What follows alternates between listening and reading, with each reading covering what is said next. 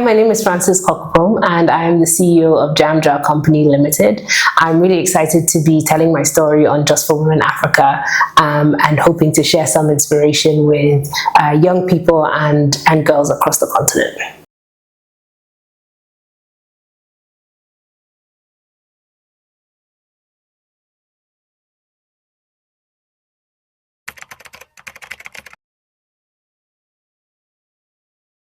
So what inspired me when I was 25 to start Jamja was really realizing that I was in Accra. I was looking for something in a way to do, but I also sort of fell into the events industry. I was running a rooftop party called Roof on Fire, and realized that there was a gap for really cool creative events. And then longer term realized that there was this gap for corporate events. Well done, creative corporate events that started on time, that looked good, and really decided that this was an industry that was growing and I could really make my mark on it. So I had this vision for Jamja to be not just a corporate events agency in Ghana, but really across the continent, and see if we could change the game in terms of how events are done on the continent.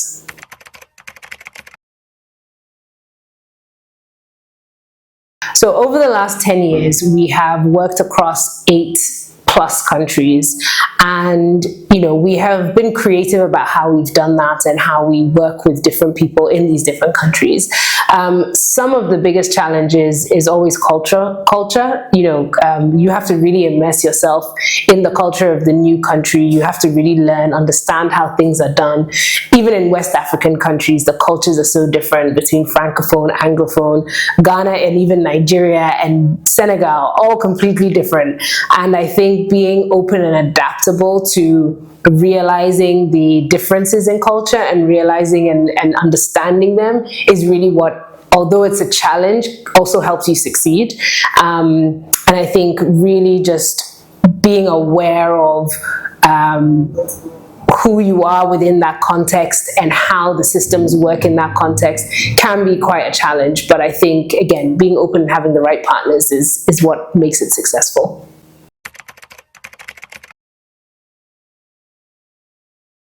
Over the last 10 years, we have worked with a range of clients, both in Ghana and across the continent. A lot of our Ghanaian clients have so a lot of the time our clients are international clients that are present in Ghana as well as the rest of the continent. So for example, we've worked with Diageo. We did their House of Walker, Johnny Walker 200-year anniversary pop-up. Malta Guinness, which is I think one of everybody's favorite brands. Everyone generally loves Malta Guinness. That was a great brand to work with. We've worked with a lot of the embassies.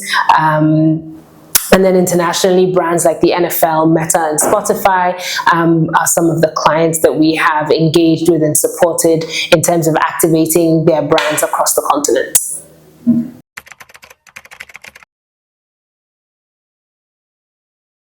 So as Jamja, we really pride ourselves in being people-centered.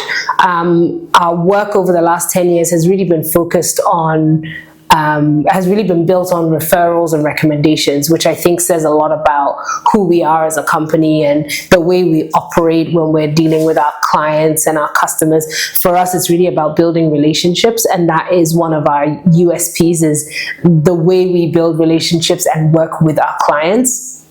And so we are very upfront and honest about how we work, how we do things, and I think people really appreciate that, and that has become one of our USPs. I think also the fact that for me, I think in order for a business to be successful on the continent, you have to be people-centered, not just from your customer side of your relationship building with clients, but also with your staff, and realizing that their challenges and needs and requirements to do and deliver the work that you want them to deliver is going to be different in Ghana to Nigeria to the UK, and really including that process in the way we work means that we're able to get the best out of our stuff. And I think in terms of services, that means that we provide, 360 services when it comes to project development and strategy for clients who really want to enter the market.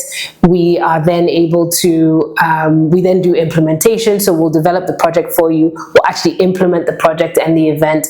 And then we also offer project management and continuity after that. So once you have a project and you're rolling that out, let's say Kenya or Ghana, we have the ability to help you sort of manage that if you don't have people on the ground. And I think that makes it quite unique as well.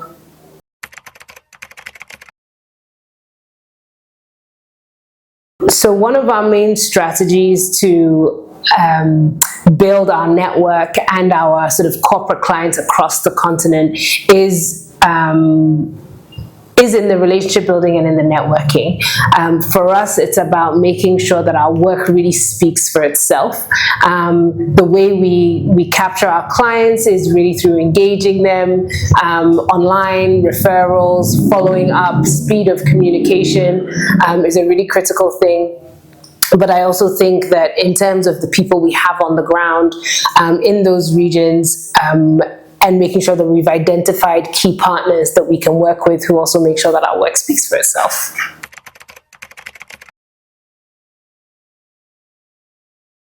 Some of the key factors that have led to JamJob being a market leader in the event industry is really, I think, the way that we approach the jobs that we do. We're very transparent with both our suppliers and our clients. And when I say transparent, it's really around how we're working. It's about how we source things. It's about the level and the standard that we really demand from our suppliers. People know that, like, working with JamJob, there is a standard that you have to achieve. There's a way we like to work. There's an approach we have to doing the work we do. And we're also open about not working with certain people. And I think people have always found that to be interesting, because I don't think it's something that people normally talk about. But for us, it's about, if you meet that standard, we will continuously work with you. And if you don't, there's room for improvement, and we demand that of ourselves. And so we demand that of everyone else as well. And I think that's a really huge part, is constantly striving for that, like, excellence in everything we do, and learning from mistakes, learning from clients, learning from events, and making sure that we don't slip in our standards, and really making sure that we hold not just ourselves accountable, but our suppliers and our clients accountable, and to be able to deliver the work. We're also not afraid of saying no. I think one of the biggest challenges can be sometimes when there's work and you need the money and you need the business, people are sometimes afraid to say no or to turn down work. And I think for us, we are open to it, just because in order to maintain our standard, we don't want to overwhelm ourselves sometimes. So we're also very open about, with clients, look, if we're not able to help you this time, potentially there's another time that we can, and we find that clients really appreciate that.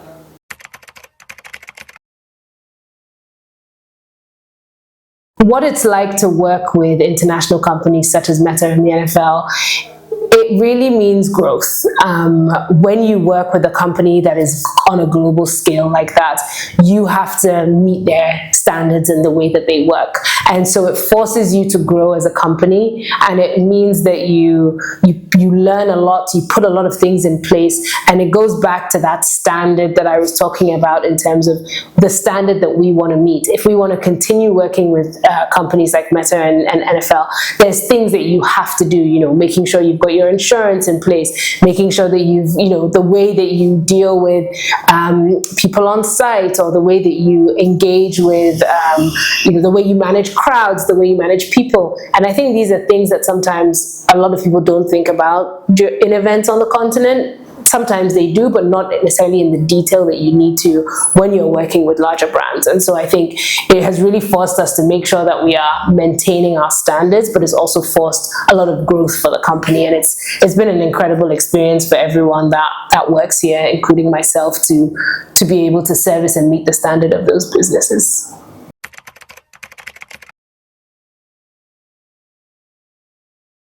what we do is, one, think about the environment. So like I said, we're really people-centered. So we really consider the environment that our staff work in. A lot of corporate businesses can be very structured. There's a very clear hierarchy. It potentially, some people thrive in that industry, some people don't. I don't necessarily thrive in that kind of structure. So we haven't necessarily structured our business that way. We have more of a system where, one, everybody's accountable, including myself and my co-founder. And we've also made sure that staff are accountable and responsible. What that means is that everyone has ownership of all their processes. That makes it a lot easier when it comes to delivering high quality service to clients, because it means that we can really pinpoint and say, okay, these are the tasks we need to deliver, who's responsible for them, how are we responsible for them as a team, and how do we maintain that standard, and who's accountable. And I think accountability is a really big thing when it comes to creating like high quality service, because everybody has skin in the game. Everyone knows what the consequences are if we don't deliver. And I think that's one of the big things that we're really proud of, is the kind of environment we create for everybody to work in. It's also a very expressive environment. So, we don't really have super strict rules in terms of what you wear to work, or timing. The whole point is, as long as you get the job done. So for us, yes, you come in 9 till 5, but sometimes people need to come in later, sometimes people come in earlier. We have a little bit of flexibility around that so that people feel comfortable, so that they're able to work and give us their all, because it can be very demanding.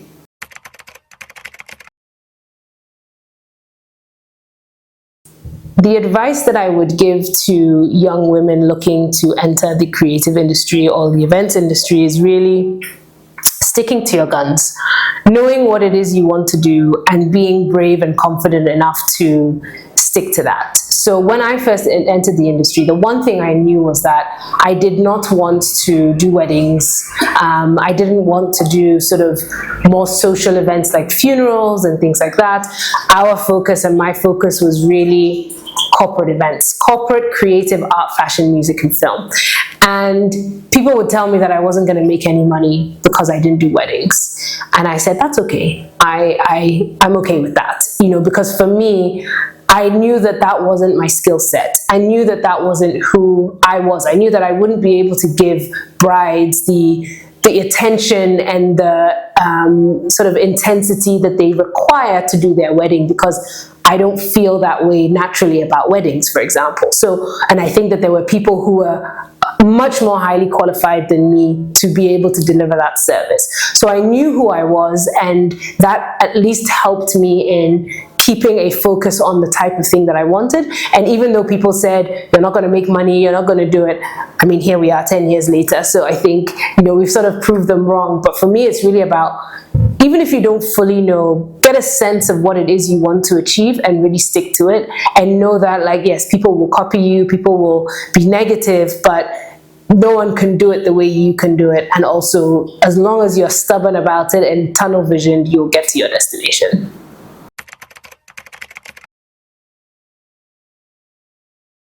I think one of the reasons that people think that way, or people think that in order to be in the events industry you have to do weddings, is that that's the industry that is the loudest. That's the industry that you see sort of on Instagram, on social media and everything. It's like, oh, this big event, and you see the visuals around that. In our kind of culture, we're really seeing big weddings, big funerals, big things like that. And it's like, that's fine, but events mean so much more than just a wedding. Events are anything and everything that someone wants to bring a group of people together. So some people focus just on children's events, for example. Some people focus just on themed events. Some people focus on bridal showers. Some people focus on corporate. Some people focus on sports, on music. So there's so many different types of events that you can do. But I think because weddings are the loudest, people gravitate to that. And people think, there's a lot of money to be made in weddings, and there is. But it can also be a very challenging sector to work in.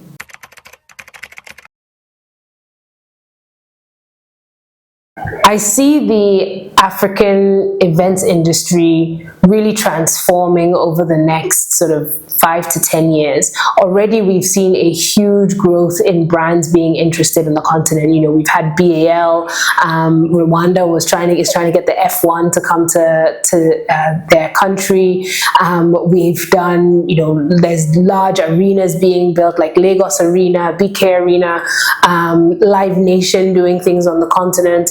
And that really signals, you know, that people and governments and companies are seeing, one, Africa as a destination, and two, seeing the sort of potential and where the continent is going to be in the next 10 to 15 years with the youngest sort of population. And for us, that's really important. And we've sort of recognized that the African events industry is really going to be one of significant growth in the next you know 10 years. And so for us, the way we're staying ahead of that is really making sure that we can leverage the last 10 years of experience to inform the next 10, and focusing on, you know, how we get people to continue to come to the continent and see it as an opportunity for events, and giving them that experience from our side, and providing people with that top-notch sort of experience. We're also developing technology to help us be more efficient, be more creative, and deliver better services to our clients. And so for us, those are the ways that we're staying ahead, and making sure that we're ready for the next 10 years of growth on the continent.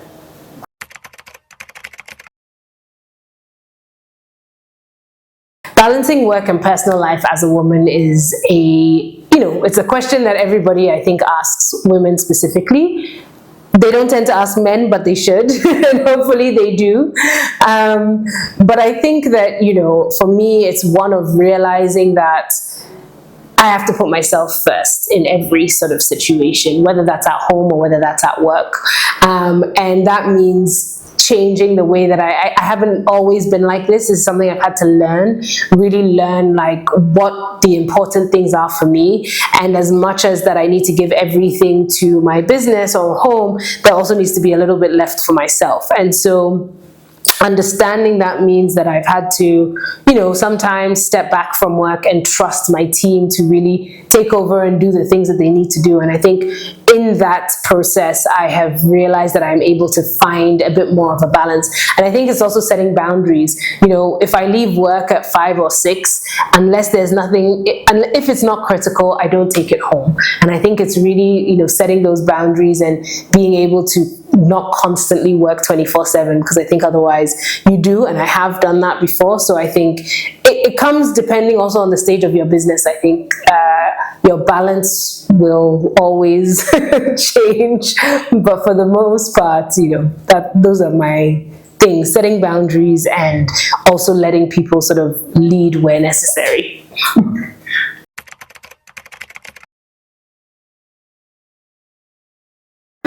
Success as a woman means, to me, being able to see my team grow.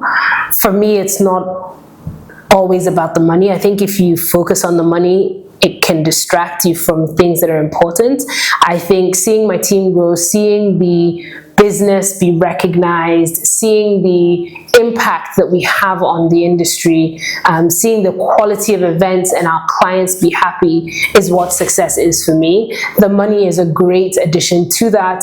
It's not always there. We don't always do the work for the money, because again, it's about relationship building, and it's about building connections with our clients or with our suppliers. So for us, for me, that's really what success is.